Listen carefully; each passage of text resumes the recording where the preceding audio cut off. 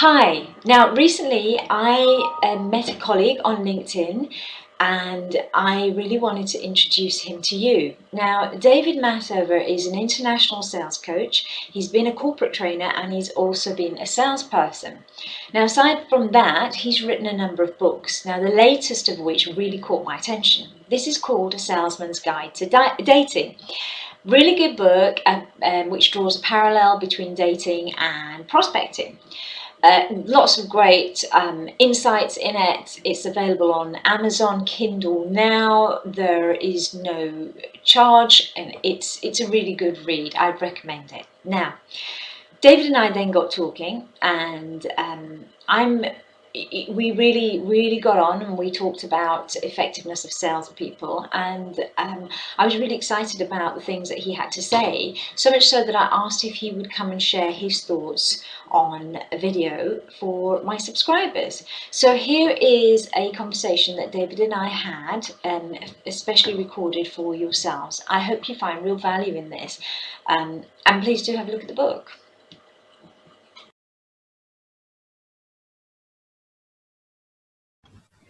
So, David, hi. Thank you so much for joining me today. And we had a great chat. And I just sort of said to my subscribers that I was really excited about some of the things that you had to share. So, based on that, then, I think, you know, that thing we talked about what makes a salesperson really good? I thought that would be a great place to start. So, in your opinion, David, what makes a salesperson really good at what they do? Sure. Well, thanks for having me here. I'm really happy to be here. I think that there's kind of two dimensions to what makes a salesperson great. There's kind of the internal and there's the external. Internally, and you know, this isn't mine. I actually stole this from a guy named Dave Curlin, who's pretty popular on LinkedIn. Right.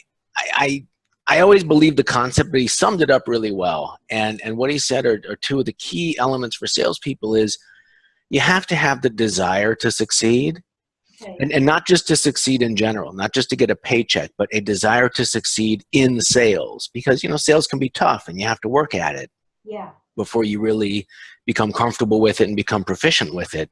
So you have to have the desire to succeed, but you also have to have the commitment to do what it takes to succeed. Okay. And I think if somebody has those two elements, then they're willing to try things, and they're willing to kind of push through when things get uncomfortable, and they're willing to hang in there and really give themselves a chance to become good, because sales isn't rocket science, and if you spend enough time working at it, you'll get better at it. Yeah. Okay. I mean, one of the things that you said there is desire and commitment. Now, if we talk about the desire, if somebody's got the desire and really committed, but still isn't quite making it, what would you suggest they do? I mean, what do you do with somebody like that? Do you tell them not to do sales anymore? What do we say? Yeah, I mean, it's a couple of things. I think a lot of it is inertia and a lot of it is mentorship. You know, you need to try things and you need to try to learn from people. That can be someone in a book that you're reading, a YouTube video, a LinkedIn post, a coach, a mentor, a boss, a peer. It doesn't really matter. You need to just gather information, but not just gather information. You need to gather information and then go out into the world and try it and see what works. Yeah. And, you know, it sounds kind of brutal, but over time it's just going to work. It's like learning sports. You know, you can read about tennis until you're blue in the face, but until you actually get on the court and start swinging the racket and feeling the ball, and, you know, you won't really get there. And then if you have somebody to point out, hey, you know, move your foot a little bit to the left, or, you know, whatever they tell people in tennis class, because it's been a long time for me, then you have a chance to kind of move forward. But if you don't have the desire and commitment, then making changes is uncomfortable. So in Dave, the way Dave Curlin talks about it, which I think is really spot on, is when you have the desire and commitment, then you're coachable. Right. That means that you're able to you're willing to do what it takes to improve. You're willing to try things. You're willing to listen. You're willing to experiment. And if you do that long enough, you're going to get better. Yeah.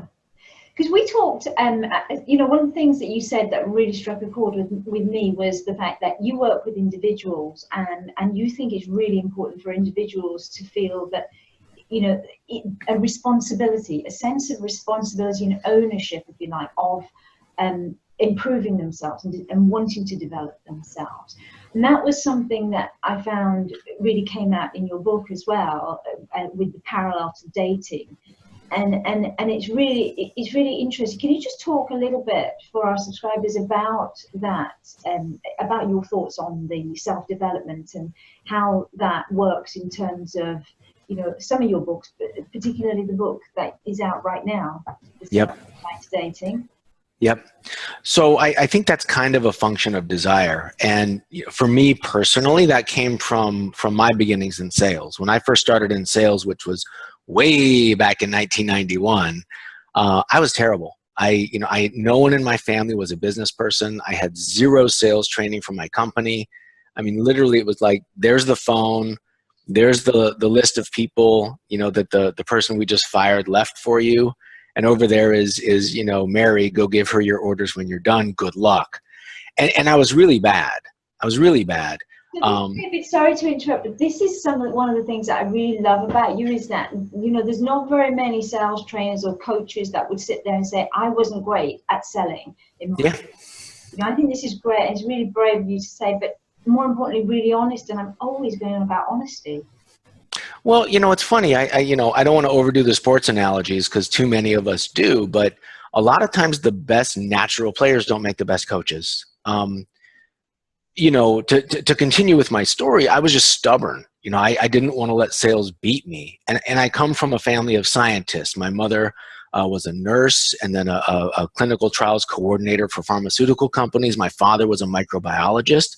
So I'm sitting there being terrible at sales, thinking to myself, so what should I do? Well, I'm the son of a scientist. I should study and I should experiment. Right. And that's where it came from. And in doing that, I struggled until I learned enough to start getting some momentum and then adding pieces. And you know, the end result of it for me is that I really understand what it took to make me successful. Right. And when I started moving into management and coaching and mentoring and training, I go back to that a lot. And I recognize that having this really visceral understanding of what it took for me to succeed and the process that I went through is something that I'm also able to help other people with. And a lot of it comes down to, you know, the question that you asked is if the person that I'm working with or that any sales trainer or coach is working with doesn't have a sense of personal responsibility and ownership for their own success, they don't have the desire to succeed, they don't have the commitment to do what it takes, it doesn't really matter how good the content is, they're not going to apply it. And I think, you know, getting back to your original question, what makes a great salesperson? It's someone who's willing to just embrace this idea that, you know, sales is kind of messy. You really have to figure out how to work with people when you have this really specific goal that you want to get to. Mm-hmm. And, you know, just being willing to kind of make some mistakes and try some different things until you figure it out, that's what it's going to take to get there. And it's the desire, the commitment, and the sense of ownership that I think enables someone to stay on that path until they get proficient and then beyond proficient.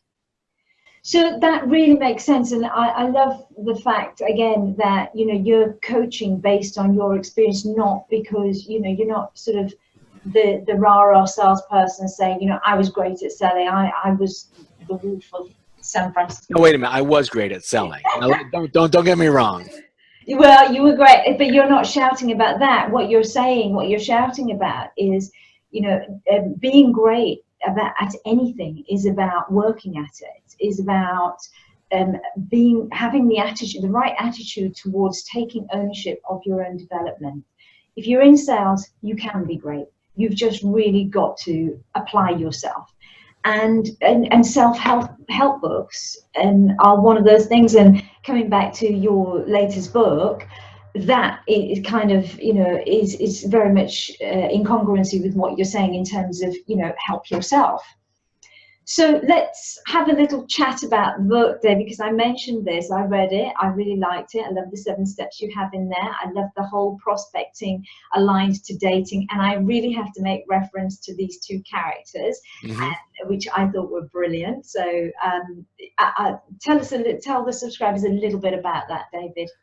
Sure. So the book is called The Salesman's Guide to Dating. It's the 3rd book that I've written, but it was the first book that I thought of. I thought of this idea back in gosh, what was it, like 99 or 2000, when I was looking for a girlfriend. I have a YouTube video up now where I give a keynote speech about this, and I call it the big revelation. I was really busy. I was working hard, and I didn't have a girlfriend. And I'm like, how am I going to find a girlfriend when I don't have time to do the find a girlfriend stuff? And at the same time, I was working really hard to kind of get the whole sales thing figured out. And so, of course, one night, those 2 ideas kind of came together, and I'm like, I need a lead source. And, then the whole Salesman's Guide to Dating sales process analogy happened. So I just wrote it. It was released in February. It's a pretty new book. It's free on Amazon as a Kindle book in almost all the Kindle markets. So download it, read it, check it out. I hope you enjoy it. And it was really written for exactly the reason that you described. Is, dating is such a familiar analogy for most people, and the idea that you should know what you're looking for and know where to look for it, and try to approach somebody the right way, and really get to know each other. I mean, that is sales, and that is dating, and that's why the analogy makes a lot of sense. Yeah. And I wrote it, really for people. In my mind, I was writing it for people who were newer in sales, but I've had a lot of feedback from people who've been in sales for a really long time.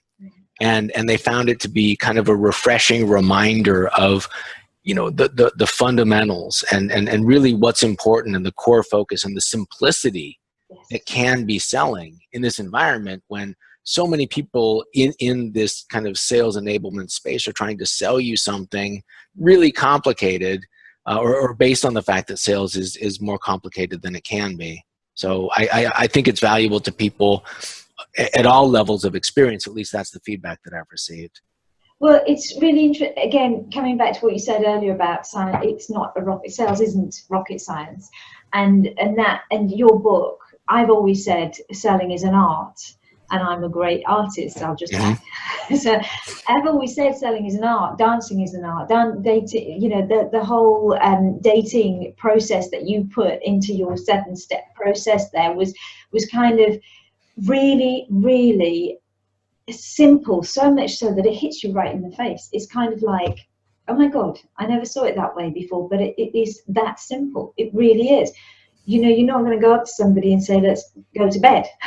Now, some people have that strategy in both sales and dating. Yeah, I don't advocate it, but some people say that works, but different people have different styles, I guess. I think there's probably a percentage that Okay. work for, and it's like the old saying, might work for some people some Right.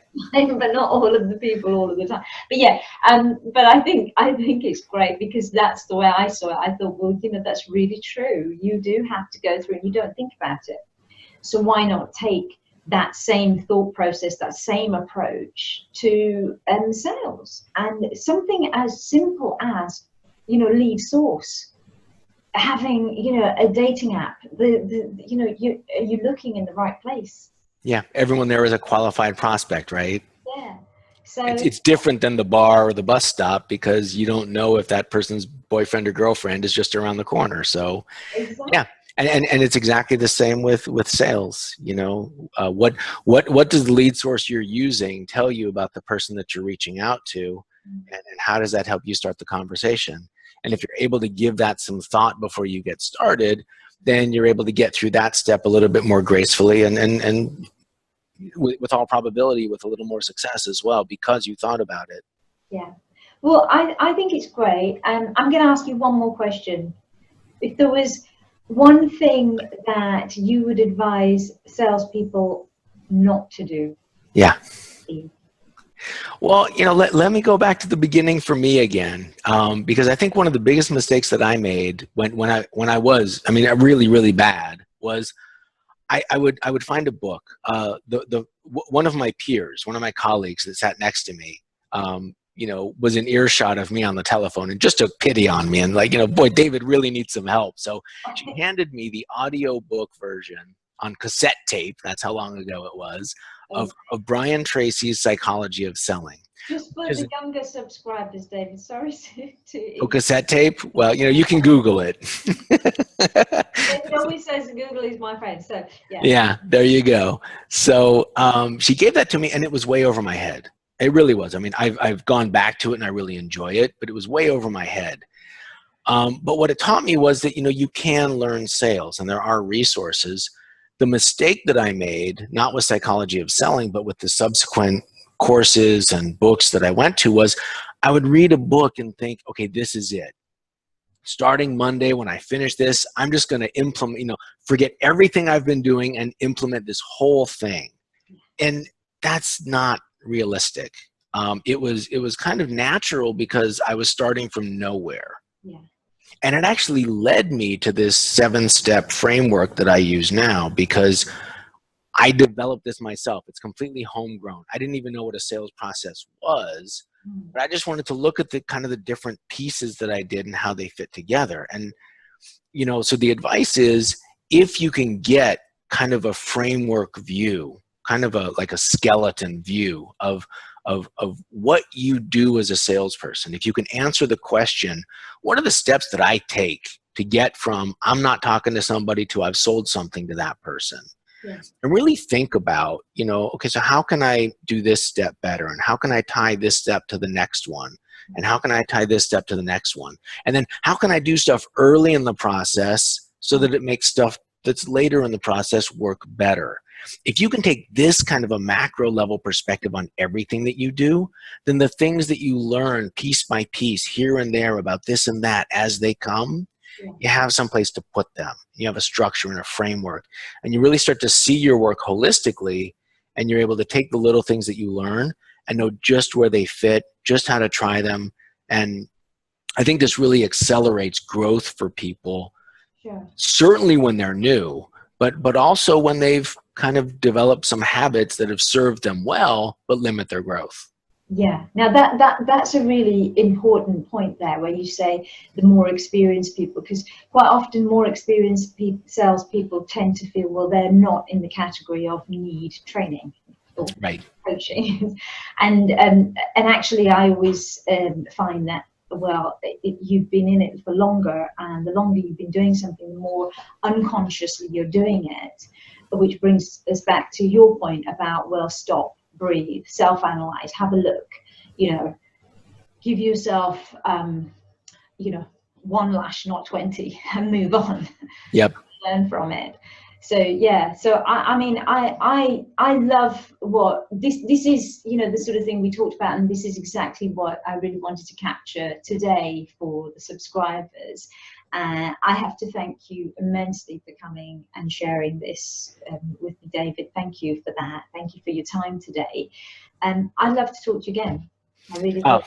It was my pleasure to be here. Thank you very much, Shea. Thanks for the opportunity. That's great, David. I will speak to you soon. Take care. Right, so that was David Massover, and once again, his book is called A Salesman's Guide to Dating, and it's available on Amazon.com or Amazon.co.uk, so basically available worldwide. Now, there is also a link on the screen to David's channel. On David's channel, you'll find a video called A Salesman's Guide to Dating, and that's David presenting the book, so it gives you really good insight into the book. But hey, go to the book itself, read it. It's really short, it's really easy to read, it doesn't cost anything. Also, now on the screen you'll see a subscribe button. If you like this interview, you want to see more of these, or you want to see more of me cold calling, or you want to see more tips for selling, then please do subscribe to this channel, and I will keep giving you as much as I can in terms of value around sales and selling. Have a great day. I'll speak to you soon.